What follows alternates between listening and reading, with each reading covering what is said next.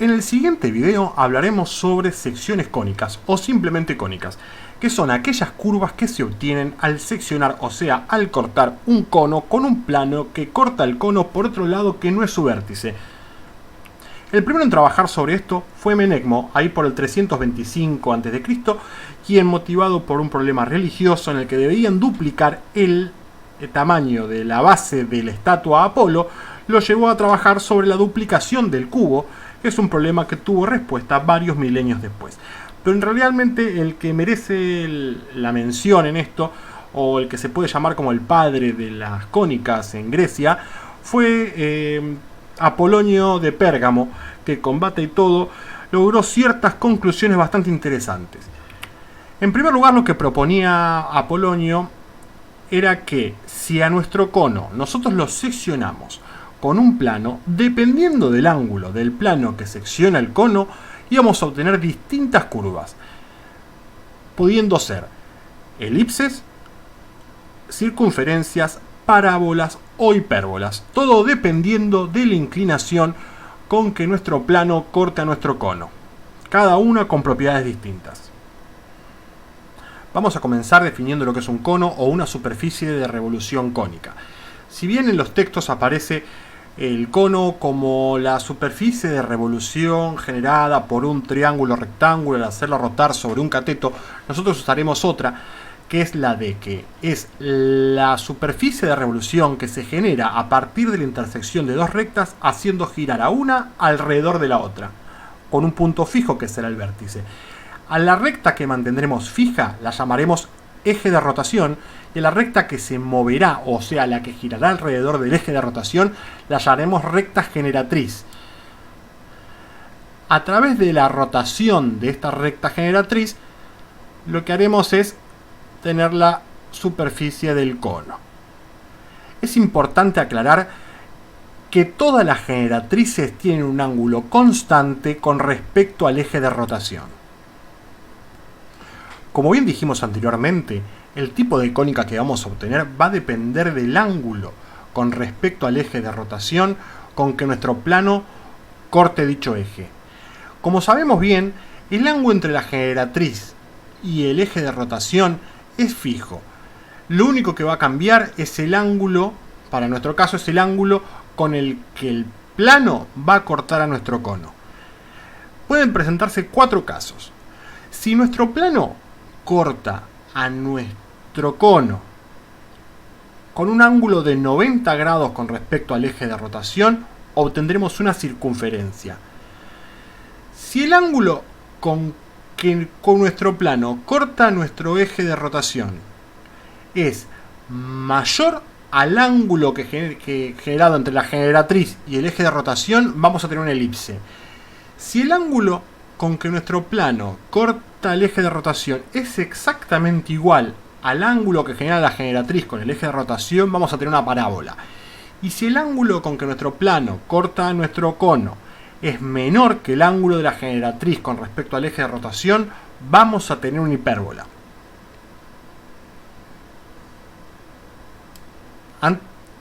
Antes de continuar, me gustaría hacer una división totalmente arbitraria, pero que me ayudará a explicar un poco mejor lo que quiero mostrar, entre dos tipos de cónicas. Las que encierran una curva cerrada, por ejemplo la circunferencia o la elipse, y las curvas abiertas, como pueden ser la parábola y la hipérbola. Veremos su utilidad más adelante. El caso más sencillo de analizar sea quizá el de la circunferencia, en cuyo caso el plano de corte es perpendicular al eje de rotación del cono. O sea, que el eje de rotación del cono es normal al plano de corte. Esto nos dará como resultado circunferencias concéntricas cuyo radio aumentará conforme nos vamos alejando del vértice.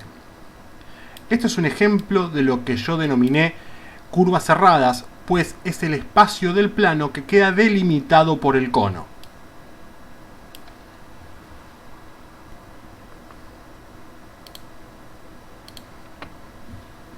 El segundo caso más sencillo que podemos ver es el caso de la parábola. En el caso de la parábola, el plano corta a nuestro eje de rotación con el mismo ángulo que lo hace la recta generatriz. En este caso, nosotros lo que vamos a encontrar acá es una curva abierta, como habíamos mencionado, ya que al tener el mismo ángulo con respecto al eje de rotación que la generatriz, la curva no tendrá final, no estará cerrada por el cono. Sí estará delimitada, pero no tendrá fin, ¿sí? Y solamente cortará al cono en uno de los dos, o sea, o puede ser en el inferior o en el superior, pero no los dos, a diferencia de la hipérbola.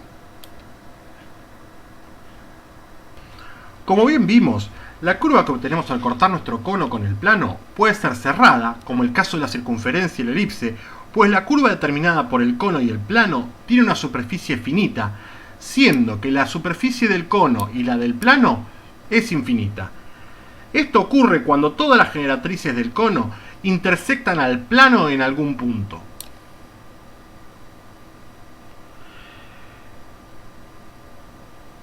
Para que esto se dé, debe cumplirse que el ángulo formado entre el plano y el eje de rotación sea mayor que el ángulo formado entre las generatrices y dicho eje.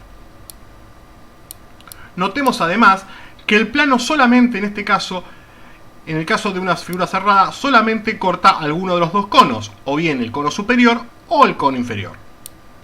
En el caso de la parábola, el ángulo formado entre el plano y el eje de rotación es el mismo que el formado entre las generatrices y el eje. En dicho caso, la distancia entre el plano y la generatriz más lejana a él se mantendrá constante. Veamos también que al ser el ángulo entre el plano y el eje de rotación el mismo que el de las generatrices, no cortará al cono inferior.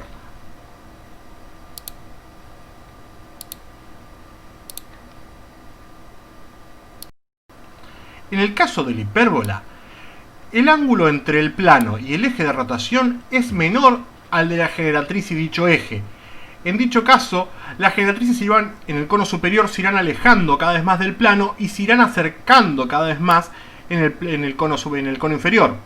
De esta manera tenemos dos áreas de corte, generando dos curvas abiertas.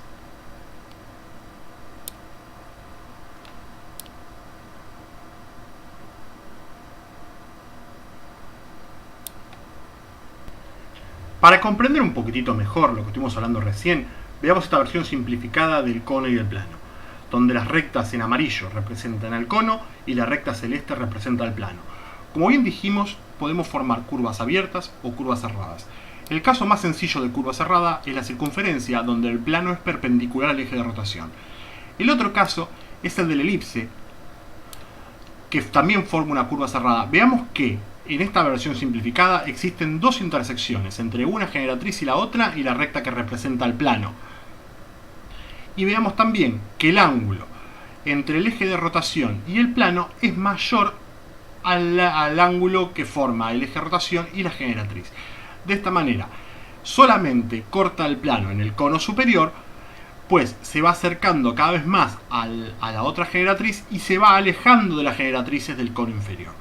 En el caso de la parábola, donde el plano es paralelo a una de las generatrices, corta una vez, solo una vez, por lo que forma una curva abierta y la distancia se mantiene constante en todo su recorrido. Y al mantenerse la distancia constante en todo el recorrido del plano, no vuelve a tocar al cono inferior. En el caso de la hipérbola, la cosa es distinta. Veamos que el ángulo entre el plano y el eje de rotación es menor al de la generatriz con el eje de rotación. En dicho caso, corta, intersecta una primera vez y se va alejando del resto de las generatrices del cono superior y se va acercando a las generatrices del cono inferior. De esta manera forma dos curvas abiertas, una en el cono superior y en el otro en el cono inferior, formando las dos ramas de la hipérbola. Las cónicas como lugar geométrico. Con los aportes de Fermat y Descartes ahí por el siglo XVII y el nacimiento de la geometría analítica, podemos definir a las cónicas como lugares geométricos. ¿Qué es un lugar geométrico? Básicamente son todos los puntos del plano que cumplen con una condición determinada. La circunferencia es quizá el caso más sencillo de una cónica como lugar geométrico. Y es el lugar geométrico de todos los puntos que se encuentran a una distancia fija llamada radio de un punto fijo llamado centro. En este caso, una circunferencia con centro en el origen obtiene la ecuación a partir de la fórmula del teorema de Pitágoras. Básicamente, dice que la distancia entre el punto y el centro va a ser igual a la raíz cuadrada de la suma de las coordenadas del punto al cuadrado. O sea, es la raíz cuadrada de la coordenada del punto en x al cuadrado más la coordenada del punto en y al cuadrado. O lo que es lo mismo, que el radio al cuadrado tendrá que ser igual a la coordenada en x al cuadrado más la coordenada en y al cuadrado. En este tipo de ecuaciones, las variables son las coordenadas de los puntos. El radio debe mantenerse fijo, pues es una circunferencia, es la definición de circunferencia. Son todos los puntos que satisfacen con esta ecuación.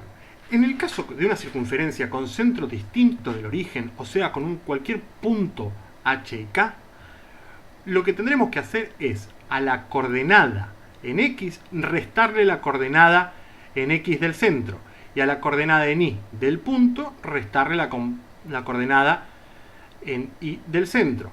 De esta manera nos queda que son todos los puntos que satisfacen que el radio al cuadrado sea igual a la diferencia entre la coordenada del punto menos la coordenada del centro al cuadrado más la coordenada en y del punto menos la coordenada en y del centro al cuadrado. La parábola como lugar geométrico. La parábola como lugar geométrico son todos los puntos del plano que están a la misma distancia de un punto fijo llamado foco y de una recta llamada directriz, de manera tal que la distancia entre P y el foco y P y la recta directriz sea siempre la misma. En la columna A esta vez pusimos la distancia entre el punto y el foco. Y en la columna B pusimos la distancia entre el punto y la recta directriz. Vemos que por más que nosotros movamos el punto en todo el trayecto de la parábola, la distancia entre el punto y el foco y el punto y la recta será mayor, pero igual e idéntica entre ellas. La hipérbola como lugar geométrico. La hipérbola son todos los puntos de plano cuya diferencia a dos puntos fijos llamados focos es constante. Es decir, teniendo un punto P y un foco 1 y un foco 2, la resta entre las distancias entre el punto 1 y el foco 1 menos la distancia entre el punto 1 y el foco 2 se va a mantener constante. Son todos los puntos del plano que cumplen con esa condición. En la columna A registramos las distancias entre P1 y foco 1. En la columna B registramos las distancias entre P1 y foco 2.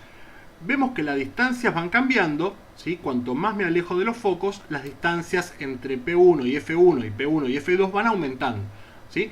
En la columna C lo único que hice fue restar la distancia entre P1 con F1 y P2 con F2. Vemos que esa diferencia se mantiene constante para cualquier posición del punto 1. La elipse como lugar geométrico. La elipse como lugar geométrico son todos los puntos del plano cuya suma de distancias a dos puntos fijos llamados focos es constante. En la columna G tomé medidas del radiovector entre P y el foco 1. Y en la columna H tomé la medida del punto P al foco 2. Estas medidas van variando dependiendo de la ubicación del punto P. En la columna I, lo único que hice fue hacer una función que me suma los valores de una columna y otra. Sea cual sea la ubicación del punto P, si se encuentra en la elipse, la suma de las distancias a los dos focos será constante.